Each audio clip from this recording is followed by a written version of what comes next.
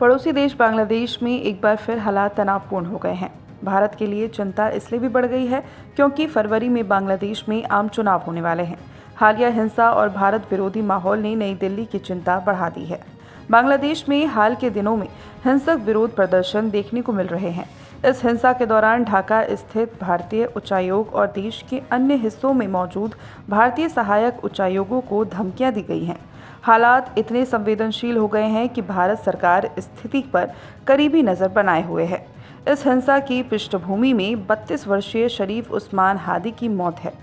शरीफ उस्मान हादी वे कार्यकर्ता थे जिन्होंने पूर्व प्रधानमंत्री शेख हसीना के खिलाफ चले आंदोलन में हिस्सा लिया था। अगस्त 2024 में इसी आंदोलन के बाद शेख हसीना को सत्ता छोड़नी पड़ी थी। शरीफ उस्मान हादी को 12 दिसंबर 2025 को गोली मारी गई थी।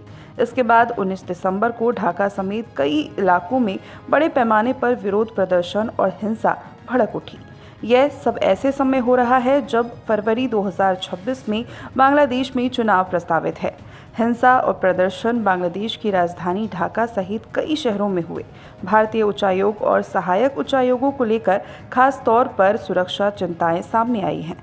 शरीफ उस्मान हादी की गोली लगने से मौत के बाद अब लोगों में गुस्सा भड़क उठा है। इसके साथ ही बांग्लादेश में भारत को लेकर नकारात्मक भावना और राजनीतिक अस्थिरता ने हालात को और बिगाड़ दिया। सत्ता परिवर्तन के बाद देश में गहरी राजनीति खींचतान जारी है। भारत को आशंका है कि अगर हिंसा और अस्थिरता जारी रही तो फरवरी के चुनाव प्रभावित हो सकते हैं।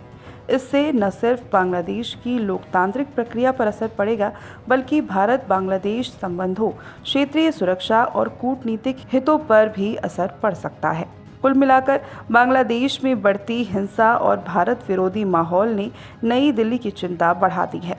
आने वाले हफ्तों में यह देखना अहम होगा कि हालात काबू में आते हैं या चुनाव से पहले संकट और गहराता है।